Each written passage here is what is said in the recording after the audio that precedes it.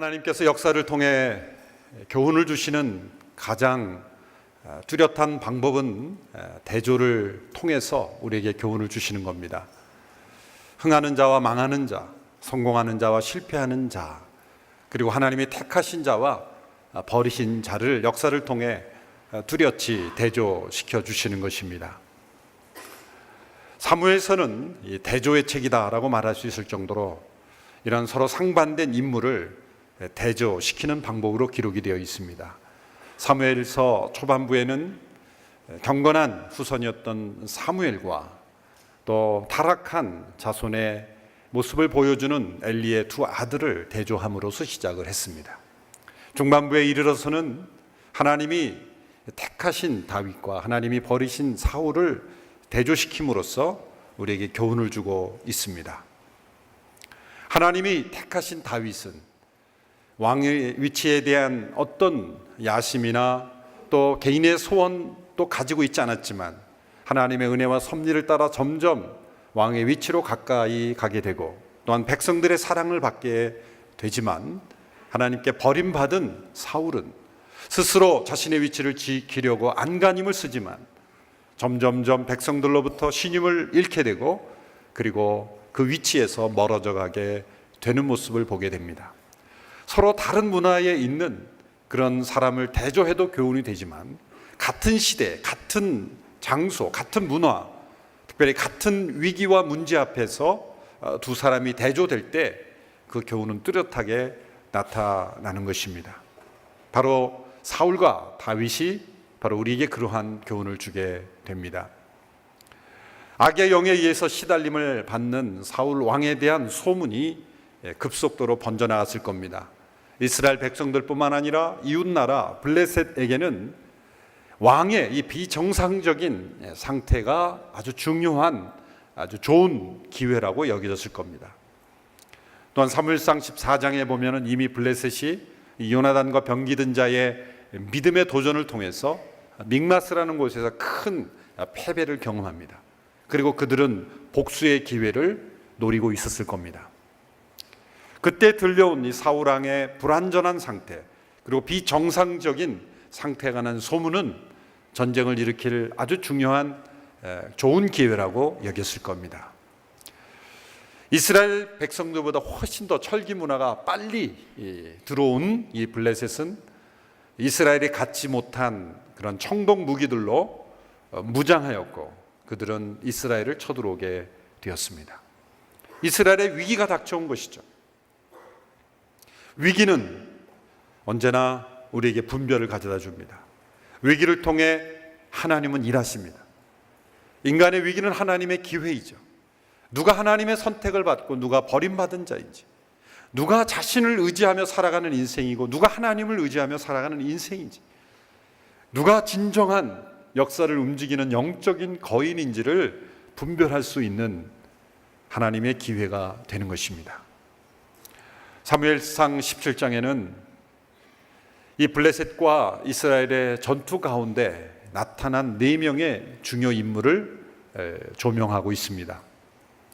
이 모든 사람이 다 거인처럼 보입니다. 그러나 진정한 거인은 한 사람밖에 없습니다.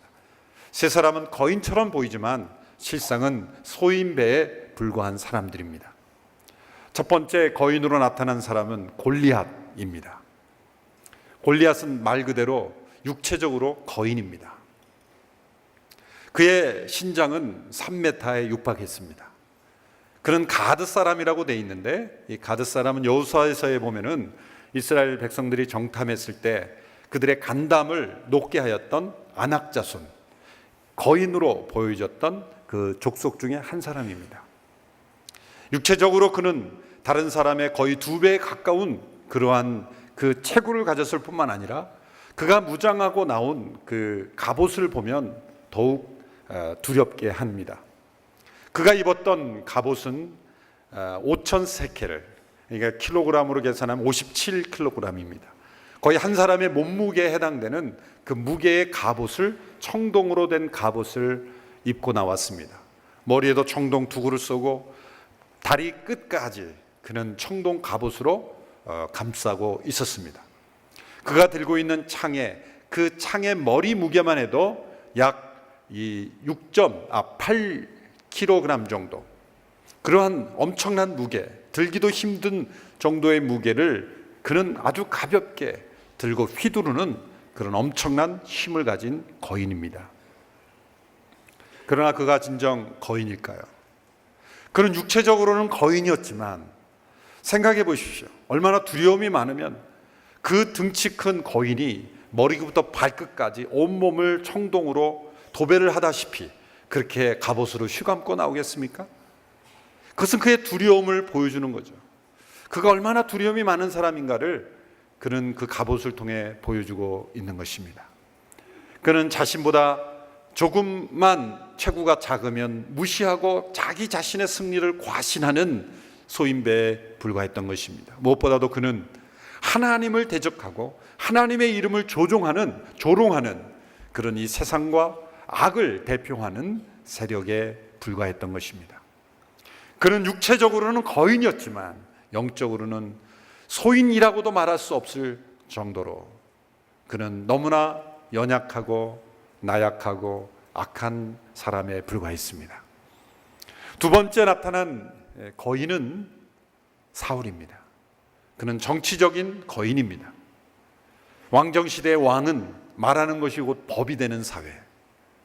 그는 하나님께 버림받은 왕이었지만 여전히 정치적으로는 최고의 결정권자였습니다. 그는 이스라엘의 거인이었습니다. 그가 왕이 된 직후에 일어난 전쟁에서 그는 하나님의 영으로 충만해서 승리함으로 인해서 이스라엘 백성들에게 거인으로 인정받았습니다. 실제적으로 그는 신체적으로도 다른 사람보다 머리가 하나 더 큰, 이스라엘에서 아마 가장 몸집이 큰 거인이었습니다. 골리앗이 위협하고 있을 때 그 골리앗과 맞서 싸울 유일한 한 사람을 꼽으라고 한다면 사울이었습니다. 그는 왕이었고 전사였고 그리고 거인이었기에 그는 당연히 골리앗과 나가 앞에 나가서 싸워야 되는 사람이었습니다. 그러나 그는 지금 골리앗의 위협 앞에서, 육체적인 거인 앞에서 그는 두려워 떨고 있는 소인배에 불과한 모습을 보여주고 있는 것입니다. 다른 백성들이 다 두려워 떨고 있어도 사울만큼은, 왕만큼은 담대하게 그 백성들을 용기를 붙돋아주고 앞에 나가서 싸워야 하는 사람임에도 불구하고 그는 자신의 정치적 위치에 합당하지 않게, 자신의 지위에 합당하지 못한 그러한 소인배의 모습을 보여주고 있는 것입니다. 세 번째 거인으로 나타나는 사람은 엘리압이라는 사람입니다. 이 엘리압은 다윗의 맏형입니다. 이새의 장남입니다. 그는 이새 가정의 거인이다라고 말할 수 있습니다. 한 가정에 가장 목소리를 크게 낼 수 있는 거인이라고 말할 수 있는 것이죠. 오늘날 사회의 장남과 그 당시에 고대 근동의 장남의 지위는 비교할 수 없을 정도로 다릅니다. 그 당시에는 이 장남이라고 한다면 그 가정의 거의 왕과 같았습니다. 아버지가 사실은 최고의 거인이지만 아버지도 때로 눈치를 보는 그런 맏형의 장남의 권한과 영향력은 막강했습니다. 이 엘리압이 이제 전쟁에 나가 있을 때 아버지 이새가 막내 아들 다윗에게 형들의 안부를 보고하라는 지시를 했죠. 그래서 다윗이 전쟁터에 나왔지 않습니까? 그래서 첫째, 둘째, 셋째 형이 전쟁터에 있는 것을 문안하러 왔는데 그 막내 동생 다윗이 형들을 문안하러 왔다면 그 막내 동생을 어떻게 맞이해야 됩니까? 아, 너가 막내가 왔구나, 형들을 보러 왔구나, 이렇게 맞이해주고 또 그를 잘 따뜻하게 맞이해주는 것이 그 가정의 거인다운, 맏형다운 모습이 아닙니까? 그런데 엘리압은 그 막내 다윗이 오는 것을 반기지 않았습니다. 오히려 그에게 분노하고 화를 냈습니다. 다윗이 오자마자 그는 이 골리앗의 위협을 듣고 이해할 수가 없었습니다. 저 할례 없는 블레셋 사람이 어찌 이 하나님의 살아계신 하나님의 군대를 모욕한단 말인가? 그런 분노가 일어나는 것을 다른 그 군사들과 나누는 것을 형이 듣고 형이 다윗에게 분노합니다. 그 말씀이 사무엘상 17장 28절에 나옵니다. 제가 한번 읽어보겠습니다. 다윗의 큰형 엘리압이 다윗이 그들과 하는 이야기를 듣고 그에게 화를 내며 말했습니다. 내가 왜 여기 왔느냐? 들에 있는 몇 마리 안 되는 양들은 누구한테 맡겼느냐? 이 건방지고 고집센 녀석, 싸움 구경이나 하려고 온 것 아니냐? 이 엘리압의 말을 들어보면 그는 맏형답지 않는 가정의 거인이라고 말할 수 없는 소인배 모습을 보여주고 있습니다. 왜 엘리압이 지금 다윗에게 화를 내는 것일까요? 골리앗 앞에서는 두려워 벌벌 떠는 이 맏형이 지금 막내 동생에게 분노하고 있는 거예요. 만일 가정에 이러한 사람이 있다면 그는 소인입니다. 엘리압은 지금 사무엘이 처음 그 이새의 가정에 와서 기름 부으려고 왔을 때 엘리압이 하나님이 택한 사람일 것이다라고 착각할 정도로 거인이 아니었습니까? 그렇게 탁월한 사람 아니었습니까? 그런데 엘리압의 속을 보면 너무나 좁아요. 쉽게 말하면 좀 속된 말로 꼬여 있는 거예요. 왜 엘리압의 소육이 이렇게 비틀어져 있을까요? 일단 사무엘이 와서 자기에게 기름을 부을 줄 알았는데 쳐다보기는 자기를 제일 많이 쳐다봤는데 기름은 막내에게 부었거든요. 일단 기분이 나쁜 거죠.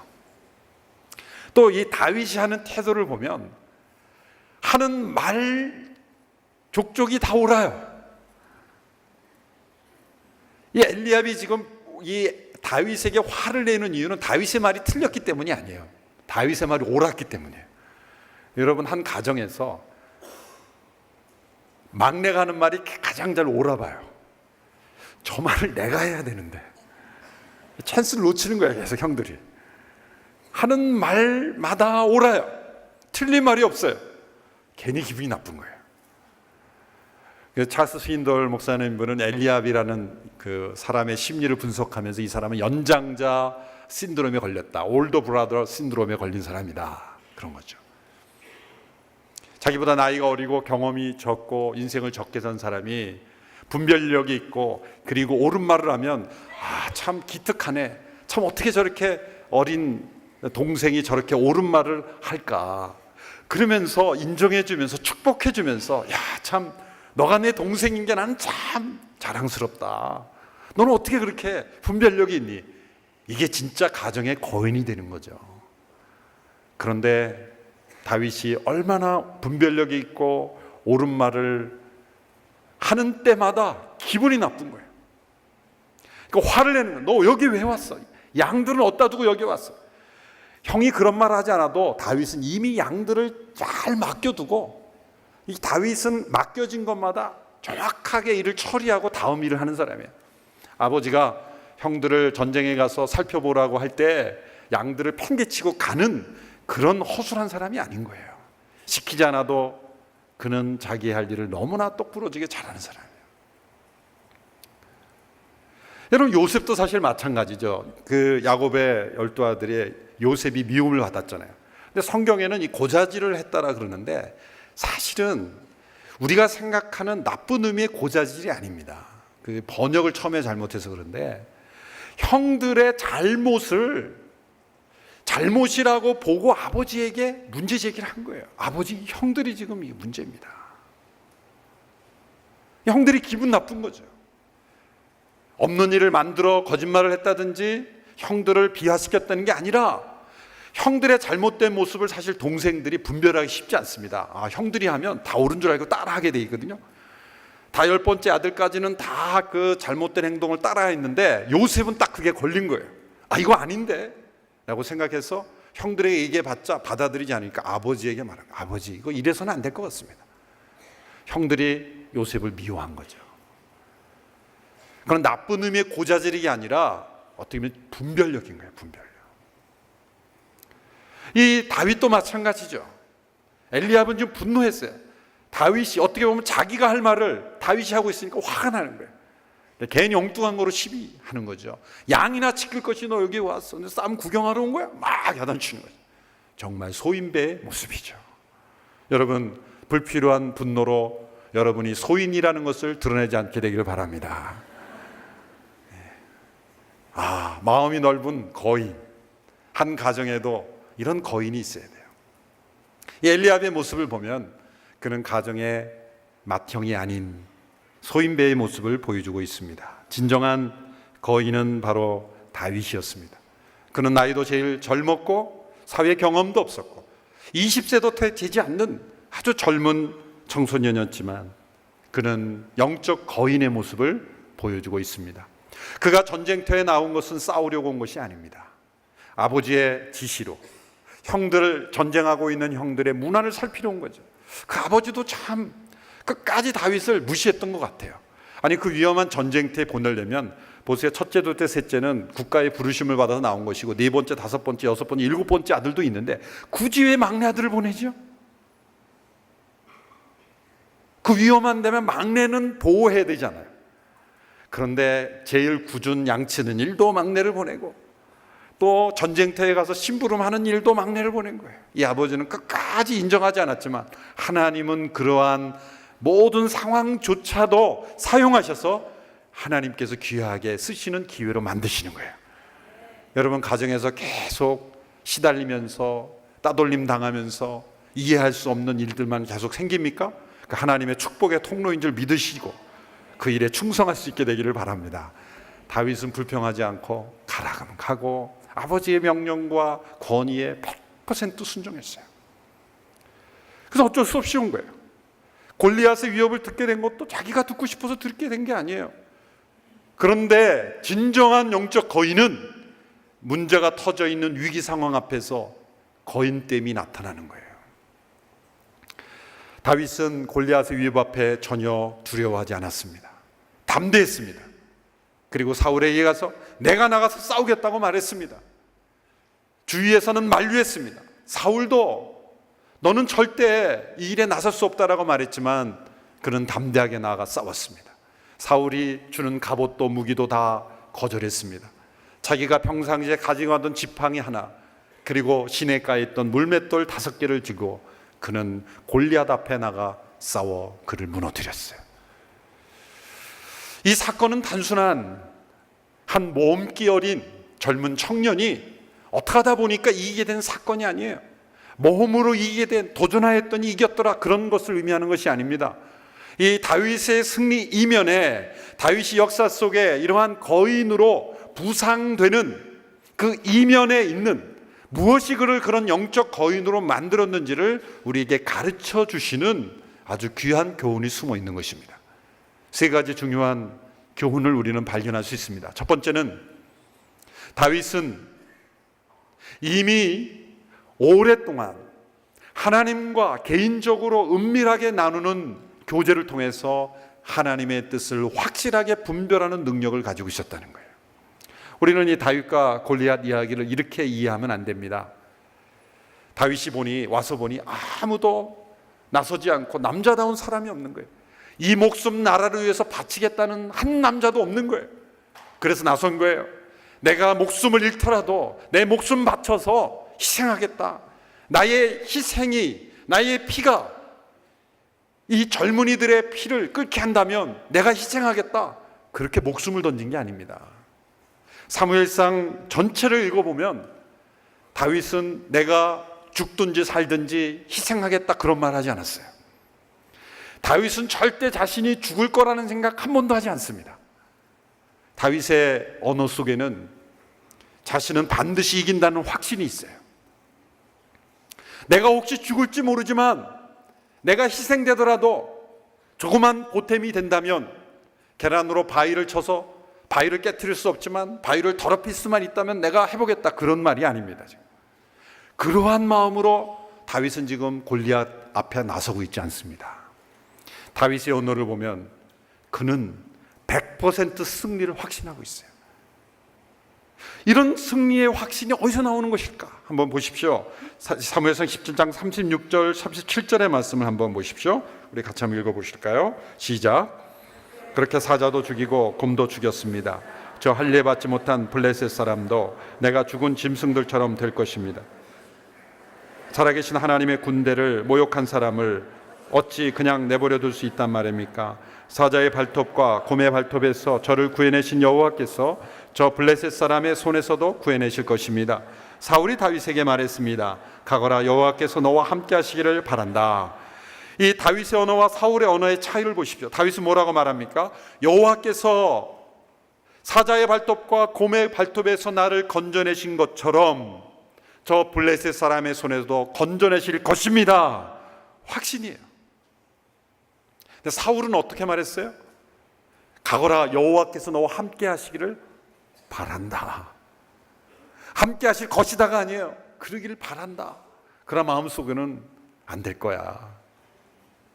이 불확신 얼마나 대조가 됩니까? 17장 46절에서도 다윗의 확신을 우리는 읽을 수가 있습니다. 우리 같이 한번 읽어볼까요? 시작. 오늘 여호와께서 너를 내 손에 넘겨주실 것이고 나는 너를 쳐서 내 목을 벨 것이다. 오늘 내가 이 블레셋 사람의 시체를 공중의 새들과 땅의 짐승들에게 주면 이스라엘에 하나님이 계신 것을 온 세상이 알게 될 것이다. 어떤 확신입니까? 오늘 하나님께서 너를 내 손에 넘겨주실 것이다. 확신이에요.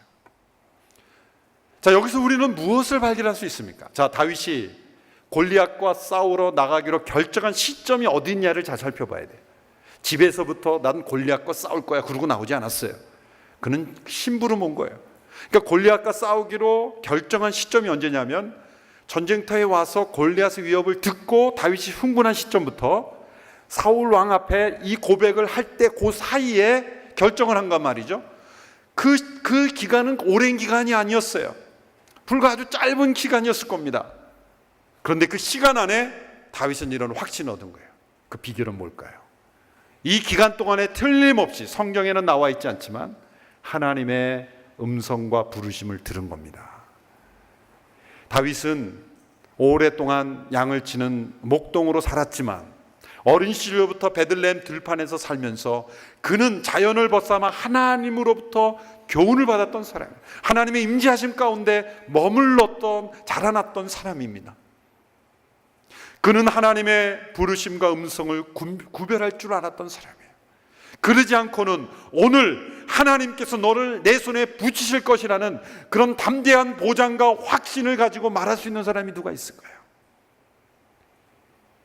단연컨대 다윗은 하나님의 분명한 약속과 보장을 하나님께로부터 받은 거예요. 그는 기도했습니다. 하나님, 이게 무슨 상황입니까? 그때 하나님이 다윗에게 말씀하신 거죠. 내가 오늘 이 자리에 온 것은 저 골리앗과 싸우러 온 것이다. 나가서 싸우라. 내가 너에게 골리앗을 주겠다. 싸우라는 하나님의 부르심, 그리고 승리할 것이라는 하나님의 확신을 그가 하나님께로부터 얻었기에 그는 사울 앞에 나가 내가 싸우겠다고 말한 거예요.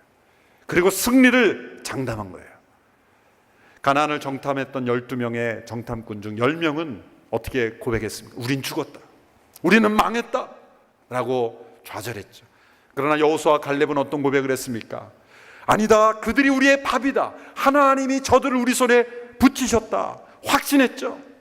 싸워봐야 한다고 말하지 않았어요. 다윗은 지금 내가 죽을지 모르지만 한번 도전해 보겠습니다. 그런 얘기가 아닙니다.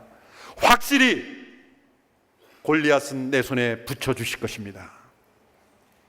이 승리의 확신과 보장은 어디서 나오는 것일까요?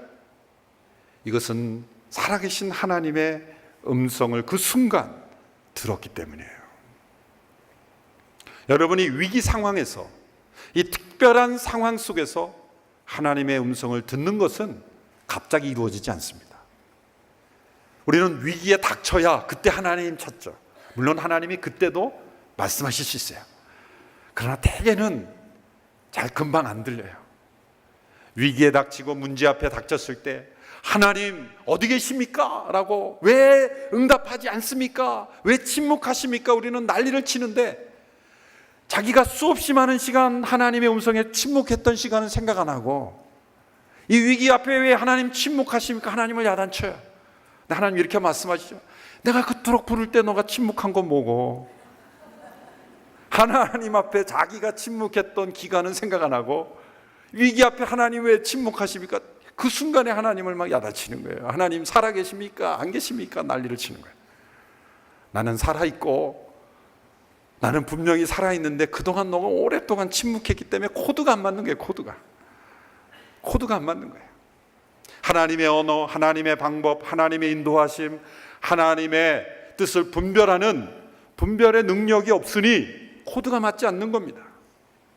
여러분, 특별한 상황에서 주어지지 않는 매뉴얼과 같은 그러한 상황이 일어났을 때 대처할 수 있는 능력은 어디에서 생깁니까?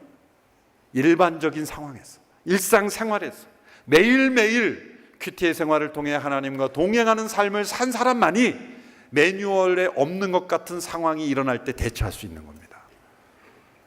이미 나타난 하나님의 뜻에 충실한 사람이 특별히 보여지지 않는 것 같은 하나님의 뜻을 분별할 수가 있다는 거예요. 그래서 다윗은 이 상황 속에 분명한 하나님의 음성을 들은 거죠. 나가 싸워라. 내가 이길 것이다. 자, 그 증거가 어디 나오냐면 사울왕 앞에 다윗이 나가서 내가 싸우겠습니다 그럴 때 말리죠. 얘야, 너는 나설 때가 아니다. 그럴 때 뭐라고 말합니까? 아닙니다. 내가 양의 들에서 양을 지킬 때 사자나 곰이 와서 양을 낚아채 갈 때가 있었습니다. 그때 내가 뒤쫓아가서 그 들짐승로부터 내가 양들을 뺏어왔습니다. 때로는 쳐 죽이기도 했습니다. 자, 그 말을 가만히 보면, 정확하게 보면요, 보통 사람 같으면 만일 저 같으면 어떻게 말했을까요? 제가 잠깐 화장실 간 사이에 늑대와 그 들짐승들이 와서 사자나 곰이 와서 양을 이제 훔쳐갔다는 거예요. 물어갔다는 거예요. 그러면 저는 이렇게 고백했을 것 같아요.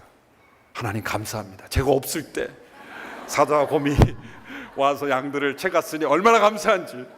만약 있었으면 나까지 채갔을 텐데 하나님 나를 구원하시려고 잠깐 제가 자리 비운 사이에 이 양을 채갔게 하지 얼마나 감사한지 모릅니다. 그러지 않았을까 저는 생각합니다.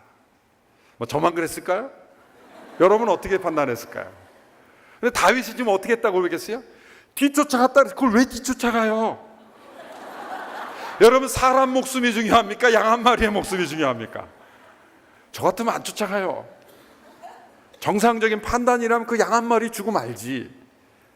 그걸 왜 자기 목숨을 걸고 양을 위해서 목숨을 걸고 싸웁니까?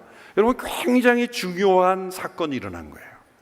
이것은 한 마리의 양을 위해 자신의 생명을 내건 선한 목자 되신 예수님을 예표하기 위해서 하나님이 시키신 거예요. 안 해도 되는 일을. 보통 목자는 그냥 주고 말아요. 왜 자신의 생명을 내걸고 사자나 곰을 싸웁니까? 이 곰이 인형곰입니까? 지금 장난감 사자입니까? 어떤 역사의 자료를 보니까 진짜 사자 호랑이하고 싸워가지고 호랑이를 죽이긴 했는데 피를 너무 많이 흘려서 죽인 그런 역사적 사건도 있죠. 싸워서 이길 수는 있습니다. 그건 엄청난 모험이에요. 생명을 내건 거예요. 아니, 양 한 마리 되찾자고 그렇게 목숨을 내걸고 싸우는 바보 같은 목동이 어디 있어요? 그런데 그 일을 하나님이 시킨 거예요. 틀림없이 하나님 말씀하시죠. 너 뒤쫓아가라. 싸우라. 양을 되찾아오라. 하나님의 영으로 충만한, 아마도 이 시점은 저는 다윗이 성령의 기름 부음을 받고 난 이후에 일어난 사건이 아닐까 싶습니다. 하나님의 영으로 기름 부음을 받은 다윗에게 그가 육체적으로 단련도 했지만 특별한 하나님의 성령의 능력으로 그는 맹수와 싸울 수 이길 수 있는 능력을 얻게 된 거죠. 삼손에게 주셨던 능력과 힘처럼 보통 사람이 상상할 수 없는 힘과 능력을 부어주신 거죠. 그것은 하나님의 음성이 있었을 겁니다. 뒤쫓아가서 양을 찾아오라. 그때의 생각이 난 거죠. 그때와 같이 하나님이 지금 골리앗과 나 싸우라 그럴 때 다윗에게 있어서 볼 때는 사자나 곰이 무섭겠습니까? 이 골리앗이 무섭겠습니까? 사실은 골리앗은 사자나 곰에 비하면 이건 진짜 곰이에요. 진짜 곰이에요.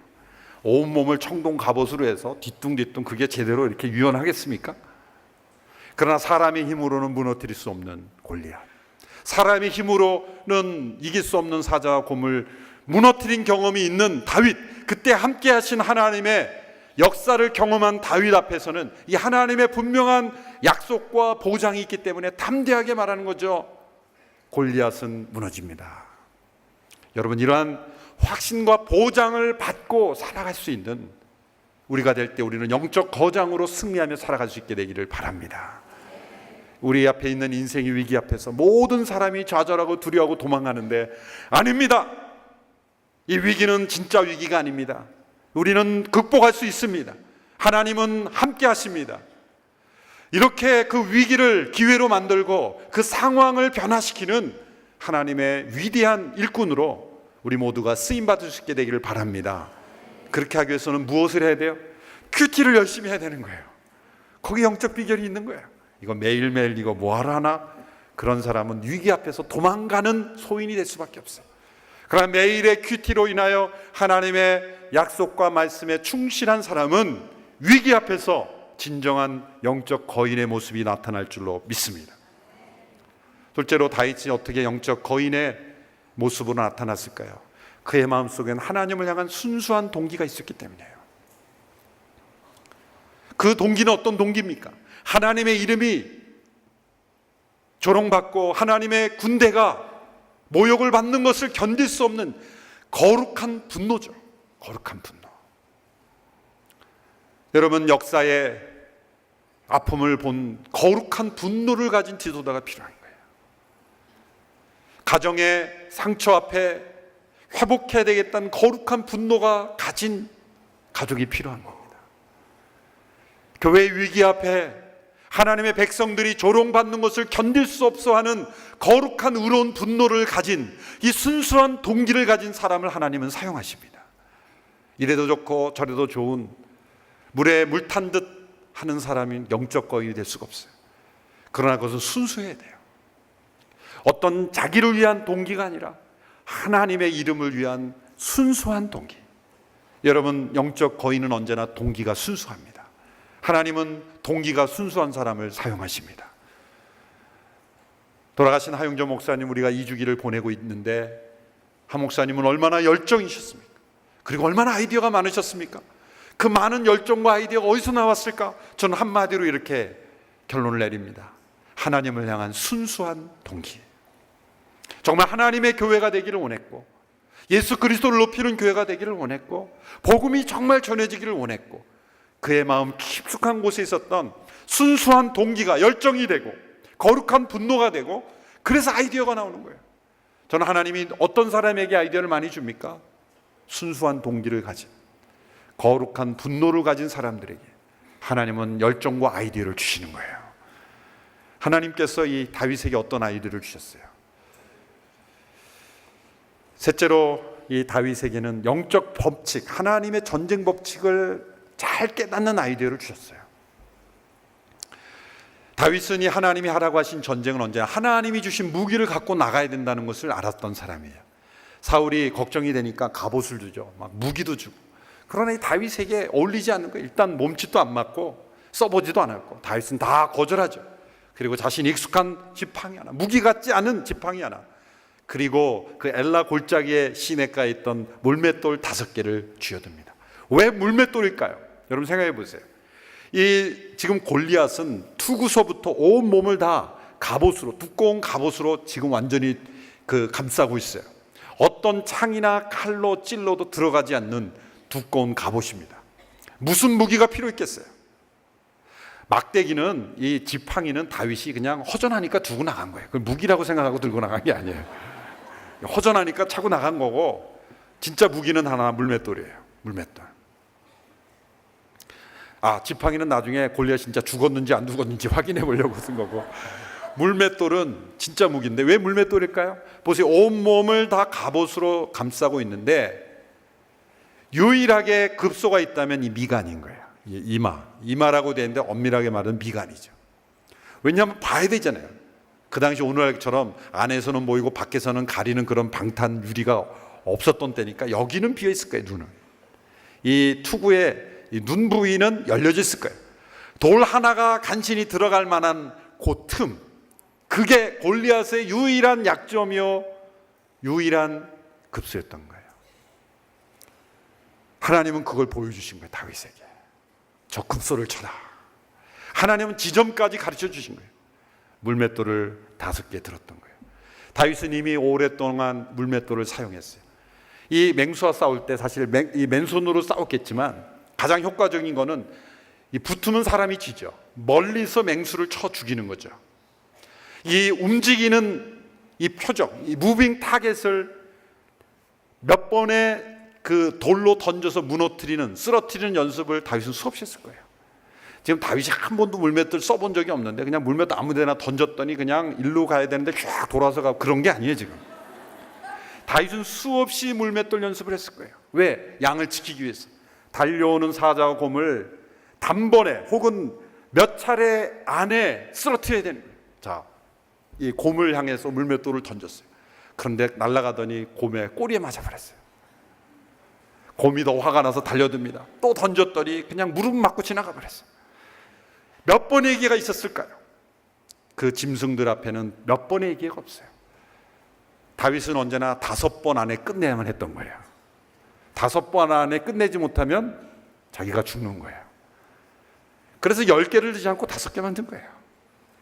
6번째 던질 찬스는 없을 것이다. 그게 늘 맹수와 싸울 때였어요. 그러니 그는 이 달리는 표적을 놓고 어떤 표적이었는지 모르지만은 이 급소를 마치는 끊임없는 연습을 했을 거예요. 그렇지만 100% 확률이 있는 건 아니에요. 그러나 하나님이 이기게 하신다는 확신이 있었기 때문에 그는 담대하게 돌을 던졌고 그 돌은 골리앗의 미간에 박힌 것입니다. 하나님은 우리의 실력을 사용하시는 거예요. 거기는 다윗의 실력도 포함된 거지 눈 감고 던졌는데 370도 돌아서 간 게 아니에요. 하나님은 우리의 노력과 실력을 사용하셔서 하나님의 전능하신 능력으로 골리앗을 무너뜨리도록 다윗을 사용하신 거예요. 그리고 다윗은 이런 고백을 한 겁니다. 하나님은 칼과 창으로 구원하시지 않는다. 여러분, 그 블레셋이 철기 무기를 개발했다고 뭐 신이 나가지고 전쟁하러 왔죠. 그런데 여러분, 하나님이 어떻게 이 블레셋을 넘어뜨린지 아십니까? 사무엘 시대에 보면은, 사무엘서 초반부에 보면은 사무엘이 왕이 없을 때, 사무엘이 지휘하고 있을 때 하나님께서 뭘 내리시냐면 천둥 번개를 내리신 거예요. 여러분, 천둥 번개가 내리기 시작하면 어떤 사람에게 위협이 됩니까? 철기를 들고 있는 사람은 위험이 되는 거예요. 칼과 창과 방패 다 철기로 무장했는데 막 번개가 내리기 시작하면은 철든 사람은 다 다치는 거예요. 그러니까 두려워서 다 도망가는 거죠. 우리 인간에게 있는 가장 강력한 힘이라고 여겨지는 것들이 하나님이 치시면 가장 무서운 무기가 되는 거예요. 그래서 하나님이 그 블레셋 군대를 쫓아내십니다. 하나님은 칼과 창으로 구원하시는 것이 아니다. 전쟁은 하나님께 속한 것이다. 그 고백은 어떤 뜻입니까? 지금 다윗은 이 전쟁이 자신과 골리앗의 싸움이 아니라는 걸 알았어요.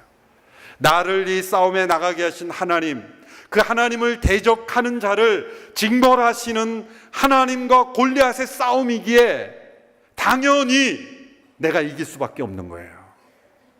내가 잘났기 때문에, 내가 이겨야 되기 때문에 이기는 게 아니라 하나님을 대신하여 하나님의 부르심을 따라 나아가고 있는 내가 승리할 것을 확신할 수밖에 없었던 거예요. 전쟁은 하나님께 속한 것이다. 그러므로 우리가 하나님 편에 서 있기를 날마다 간절히 원할 때 우리 앞에 놓여 있는 모든 위기 상황 속에서 우리는 승리할 수밖에 없는 것입니다. 다윗이 골리앗을 무너뜨린 것은 위험한 모험에 승리한 모험담이 아닙니다. 이것은 하나님의 부르심을 따라 날마다 살아가던 한 하나님의 사람을 위기의 때에 하나님의 역사의 거인으로 어떻게 등장시켜주는지를 보여주는 사건입니다. 그 마음에 순수한 하나님을 향한 거룩한 사랑과 분노를 가지고 있는 사람을 위기의 때에 하나님이 어떻게 사용하신지를 보여주는 것입니다. 모든 전쟁이 하나님께 속한 것이며 하나님을 대적한 자는 반드시 무너진다는 것을 알고 있는 사람을 통해 하나님이 어떻게 일하시는지를 보여주는 사건입니다. 우리 앞에 놓여 있는 골리앗이 무엇인지 하나님만이 아십니다. 그리고 그 골리앗 앞에 우리가 두려워 떠는 소인배가 아니라 승리하는 영적 거인이 되기를 간절히 바랍니다. 그것은 한순간에 이루어지지 않습니다. 매일매일의 훈련과 연습을 통해 하나님의 인도하심과 그 말씀에 순종할 때 우리의 삶이 영적 거인의 삶이 될 줄로 믿습니다. 다윗만 이렇게 골리앗을 무너뜨릴 수 있는 것이 아닙니다. 우리 모두가 다 골리앗을 무너뜨릴 수 있는 영적 거인으로 하나님은 사용하기를 원하십니다. 쓰임받는 저와 여러분이 되기를 주님의 이름으로 축원합니다.